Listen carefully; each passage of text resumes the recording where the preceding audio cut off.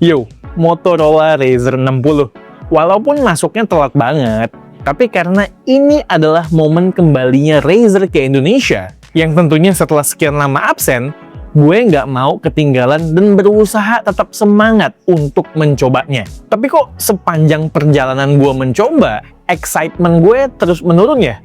Motorola Razr, seri ikonik nih. Setelah sekian lama harus nyobain unit luar, alias gue harus impor terus, sekarang udah bisa dapetin langsung di Indo. Happy gue. Walaupun biasanya gue selalu mencoba spek varian yang paling pol, tapi paket hematnya tetap seksi untuk dicoba. Motorola Razr 60. Tapi setelah mencobanya, gue merasa kok sepertinya ada racikan yang kurang pas di device yang satu ini. Let's go, kita bahas. Seperti biasa, segala sesuatu yang berhubungan dengan spesifikasi detail bisa kalian cek di kolom deskripsi. Di K2G kita fokus di product experience. Ngomongin Motorola, sedikit background story aja. Gue cukup familiar dengan Motorola dari zaman dahulu. Gue sempat menggunakan pager Motorola yang warna-warni kecil, kemudian sering mainin Motorola StarTech punya orang tua, terus sering pakai Razr jadul yang flip pas masih zaman kuliah, dan pas Razr pertama kali ngeluarin foldable flip, sampai sekarang gue coba semuanya. Jadi Motorola dan Razr itu bukanlah sebuah alien buat gue, dan buat Al harusnya begitu juga.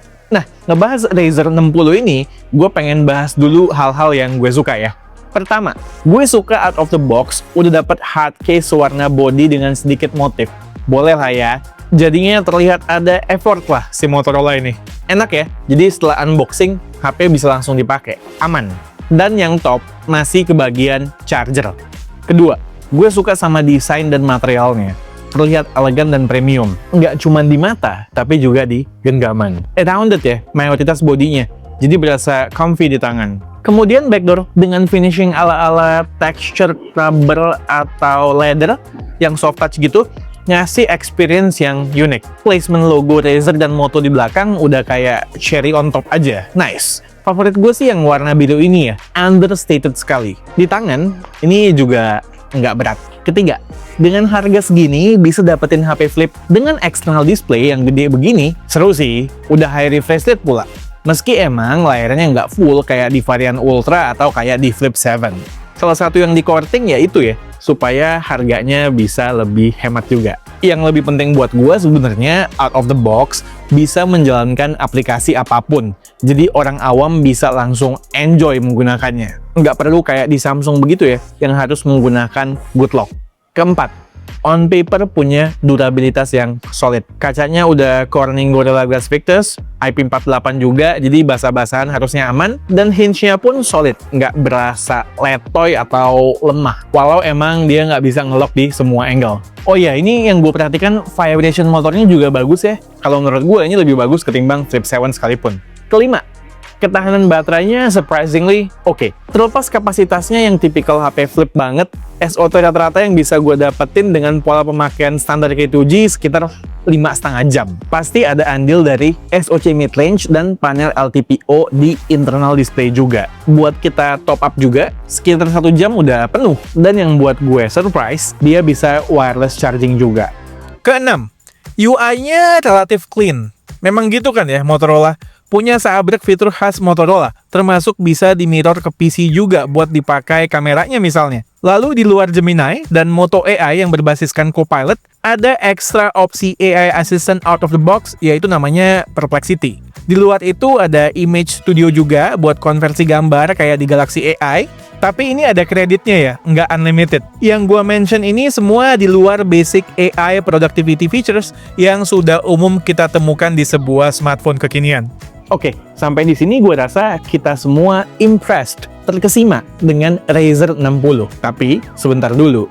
Justru, poin-poin berikutnya yang akan gue sampaikan perlu jadi pertimbangan banget buat kita semua. Ada beberapa hal yang gue nggak suka. Pertama, software supportnya cuman kebagian 2 kali untuk Android upgrade dari yang existing sekarang Android 16. Begitupun security update-nya, 2 tahun saja. Ini berasa kurang banget ya buat sebuah smartphone premium, apalagi dari brand ternama sekaliber Motorola. Kedua, gue bukan tipe orang yang menjudge sebuah smartphone dari SoC-nya, tapi kayaknya buat smartphone premium dan juga feature rich seperti ini, bukan Dimensity 7400 series juga dong SoC-nya. Dimensity 7400 kan itu kelasnya harusnya buat smartphone yang di bawahnya ya, yang 4 jutaan maybe. Ekspektasi gue juga gue nggak minta SoC kasta yang paling atas mentok ya, tapi seenggaknya harus lebih baik dari yang sekarang, kayak Snapdragon 8S Gen 4 atau 7 Gen 4 dan sejenisnya. Begitupun RAM-nya, 8GB doang nggak cukup. Kenapa? Karena seperti yang udah gue senggol tadi, Razer 60 ini masuk kategori smartphone yang nyambungnya ke lifestyle yang juga feature rich. Ditambah punya 2 layar pula yang harus dinafkahi oleh SoC dan RAM-nya. Dengan Sikon sekarang, problemnya banyak di momen penggunaan keseharian di UI. Gue sering kali nemuin stutter, frame rate-nya ngedrop.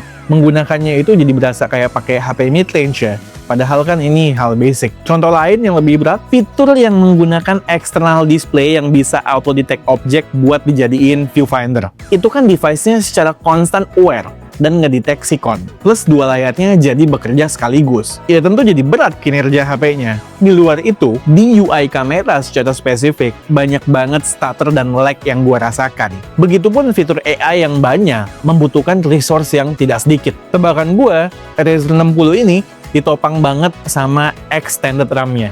Karena kalau RAM boost-nya gua matiin, stutternya makin berasa. Emang deh ini defisit RAM menurut gue, Razer 60. Ditambah masih UFS 2.2 juga storage-nya. Ketiga, gara-gara keterbatasan SoC juga, kameranya nggak bisa ngerekam di 4K 60fps. Harga segini, tapi resolusi perekaman videonya kalah sama mid-range yang harganya lebih affordable, kan lucu juga ya. Perlu dicatat, gue nggak minta yang berlebihan, gue nggak minta lensa tele atau sensor kamera utama 1 inch. Keempat, masih soal kamera dan video. Videonya sering banget patah-patah. Mau di kondisi apapun, hampir selalu ada selama experience gue nyobain Moto Razer 60 ini ya. Ini super duper annoying untuk kelas HP premium. Kelima, switch antara kamera di belakang, main camera ke ultra wide dan sebaliknya itu berasa ngejedak pakai banget. Coba di bro.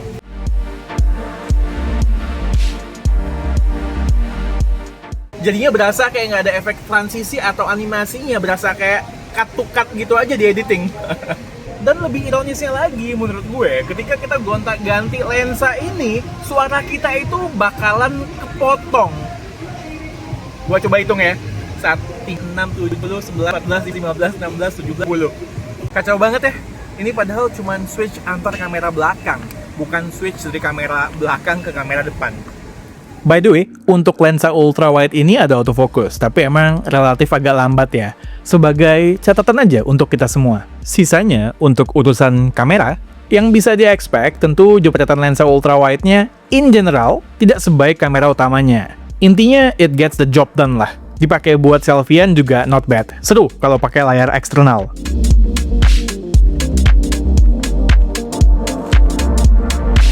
Output fotonya dari main kameranya, best quality-nya bisa kita dapetin di kondisi pencahayaan yang memadai. Dengan catatan ya ada sharpening-nya. Di indoor lighting dan low light juga sama, tapi ya masih oke aja sebenarnya selama nggak di pixel peep.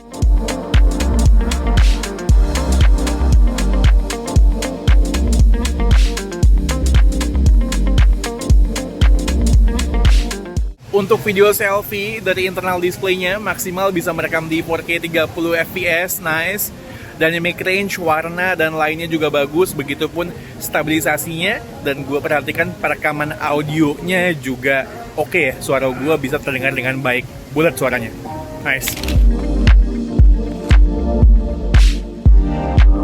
Terakhir ini gue notice ada fitur horizontal lock juga ya buat mode videonya kayak S26 Ultra. Sejatinya ini bukan hal baru, K2G udah nyobain sejak Vivo X70 Pro Plus. Nice to have lah. Hal-hal basic yang perlu kalian ketahui dari Razer 60 cuma dijual dalam satu varian saja. Port USB-nya masih yang 2.0. Untuk biometrics, yang esensial itu ada side-mounted fingerprint sensor, kemudian punya output stereo speaker yang decent saja menurut gue. Suaranya kenceng tapi distorsinya di volume tinggi masih berasa. Oke, Motorola Razer 60 telat masuk ke Indonesia kurang lebih 10 bulan atau sekitar 1 tahun.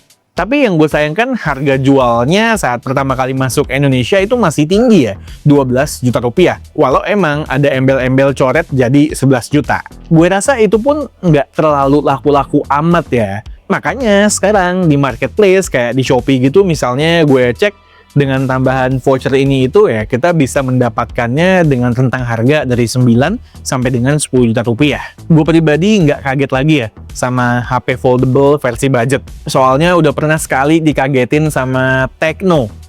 Ya kan dia jualan HP flip foldable beberapa tahun lalu di rentang harga 7 jutaan. Yang mana itu cukup mengagetkan, menggoncang pasar HP flip foldable. Walau memang seperti yang kita ketahui, HP flip foldable dari Tecno itu nggak sukses di Indonesia saat rilis beberapa tahun yang lalu.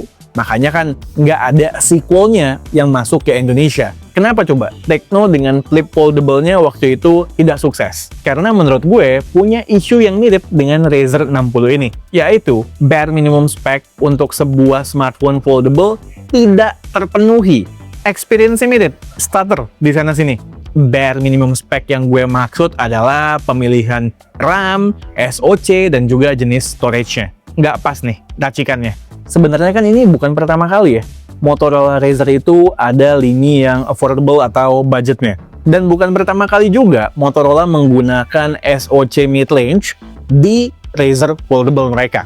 Harusnya Motorola paham atau seenggaknya ya bisa belajar dari case yang sudah ada di market seperti Tecno dengan V Flip-nya tersebut. Kenapa gue yakin Motorola harusnya paham? Karena sejatinya di MWC kemarin, si Al itu udah nyobain Moto Foldable yang book style. Dia bilang dari waktu hands-on singkat dia itu experience-nya smooth-smooth aja. Just info, TKDN-nya udah ada loh.